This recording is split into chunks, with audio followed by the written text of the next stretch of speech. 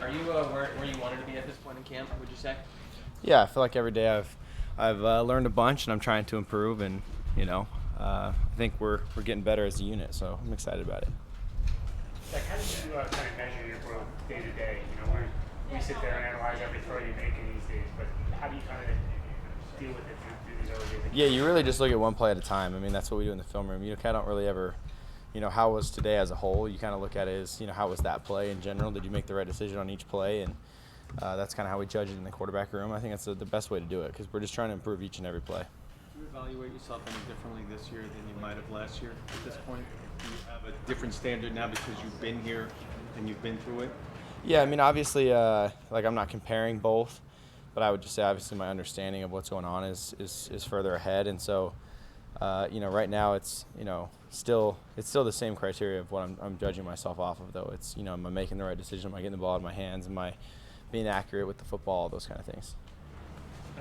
Your coaches have talked about how they're trying to work with you on the improvisational stuff. When the play breaks down and you have to make things happen on your own. What do you like about those plays? I mean, obviously you don't want the pocket to break down and to get pressured or whatever, but what do you like about being able to go out there and kind of play backyard football? Yeah, it's a whole nother element I think a defense has to be able to cover, and I think it's it's fun to go out there and just try and make something happen and maybe kind of save a play that maybe something wasn't there or whatever it was, and we're able to go do something off script. And but my biggest balance right now is how can I play within the offense and then find times to go and make something happen when it's appropriate. It's trying to balance both. How much have you learned, or how much have you changed from a year ago in terms of knowing when to keep the play alive and maybe when to not force it, or like for your own safety? I know that's not the case right now, but just right. That kind of balance. Yeah, it's understanding situation. What is the defense in? Do I always have an outlet to get the ball out of my hands, or is everybody going to be manned up and I don't really have anywhere to go with it? And so, understanding a pass rush situation as well. How quickly are those guys getting in the backfield? Maybe time of possession in a game as well. How much time is on the clock? Is this a situation where I can get out and make something happen, or do I need to get the ball out of my hands? Was there one throw today that really pleased you and one throw that pissed you off? I don't know if I can think of one of each. I do know we had a good long drive there at the end. I think that was good for us. As an entire unit, you could see the guys were tired, and so I thought that was really good because that happens in games. Guys are tired. You have to be able to focus. You have to be able to think, and so I thought that was a good drill for us to work through today. The final play there, 4th and 5. What did you see there? Yeah, it's I got to trust it. I mean, we're going against a cloud over there. CJ or Conk, whichever one of our tight ends over there, is running a good route, and I got to be able to step in the pocket, and we'll watch it on film, but I want to be able just to stick it on him there, and hopefully he falls in the end zone. But that's why we ran the play, was for that exact reason. So I'm excited to try and learn from that one. What's it been like having Mekhi back out there after he's been out for so long? It seems like he's getting back into playing shape and all that. Yeah, he looks good. I'm excited for him. He's a freak athlete for his size. But we're just going to keep growing as a unit, so I'm excited to have him back. He offers a great element to our offense. Sauce was saying that you guys after practice have been talking a lot about what you're seeing from each other. What's like that relationship like with him? What's like having a rookie corner like that just like someone Yeah, to talk to you like yeah, that? he's a stud. He's a stud. We gotta keep pushing him every day because that dude he's gonna be a good player. So I'm excited for him, and I know he's learning a lot adjusting to the NFL game and everything too. So he's a good one just to kind of talk with and hang out with in the locker room. Given that you're further along this year, like you said, in training camp and certain elements than last season, are the expectations for yourself higher to start the season? I feel like I've always had high expectations. Last year I had high expectations too.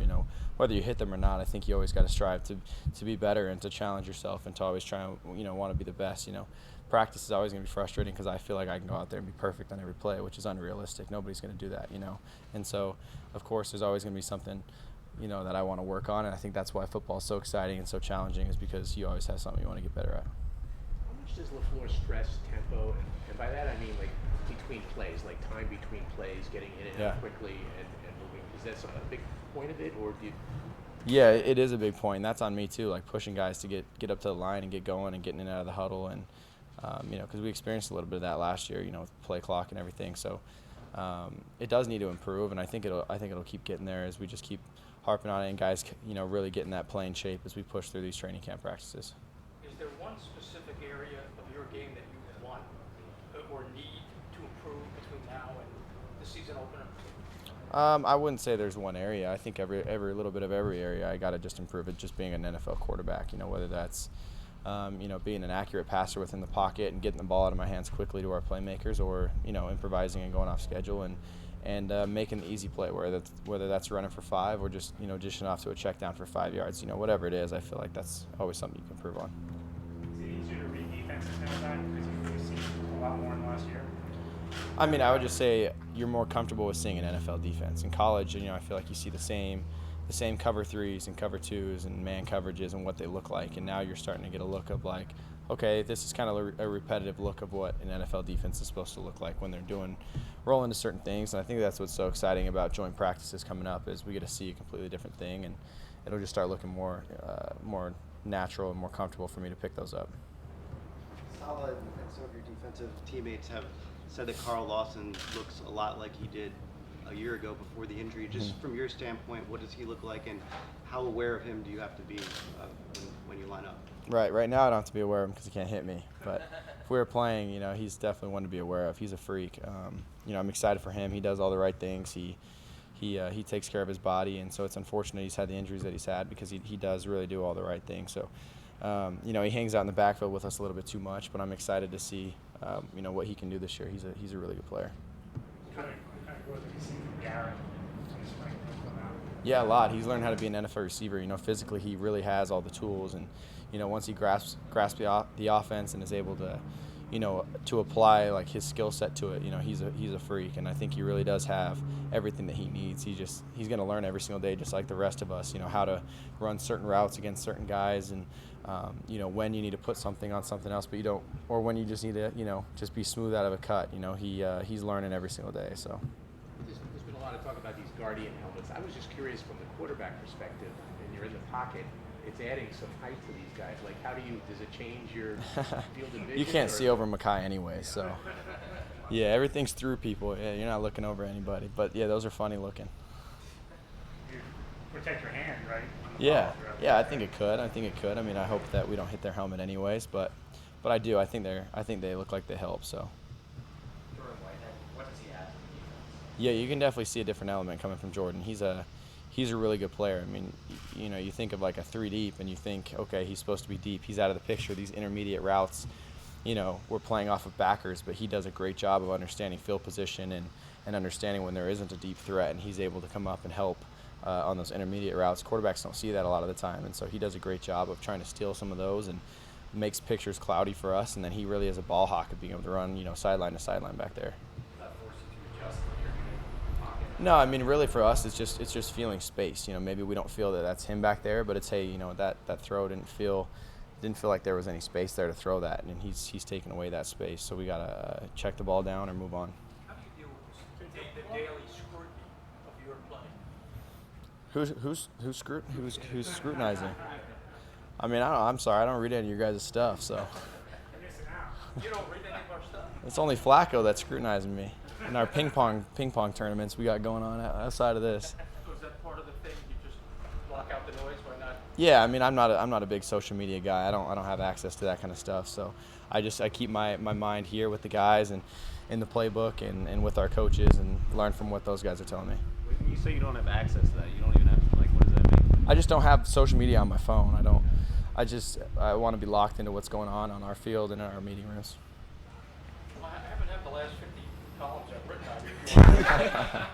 You don't have any social media on your phone?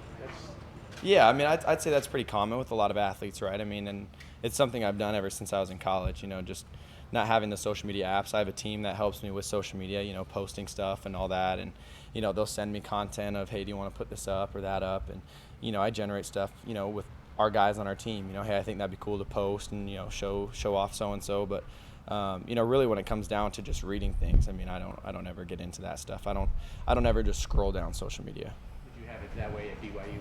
Yeah, I just feel like it's a great way to kind of disconnect, and then it's like my mind is 100% here, focused on what's supposed to be focused on, and I'm spending time with what my coaches are saying in the meeting room rather than everybody else. Did anyone give you that advice back at BYU, or did you just kind of? I think it's advice kind of you get everywhere. I've heard it, many times at BYU. You always hear people, don't look at social media, blah blah blah. There's good and bad that comes from everything, and so I think for me it just comes to limiting what voices I need to really hear, and right now it's hearing what my coaches have to say, what the other quarterbacks have to say, and really my teammates and what we're thinking on every single play. Even parents sometimes can be a distraction. So do you have the apps on your phone in I the don't. off season and then just erase them once Right. the So season? sometimes in the off season, right, you download social media, you're bored at home, wishing season was here and all, but it's kind of a thing that kind of starts for me right around training camp and stuff that I don't have access to it.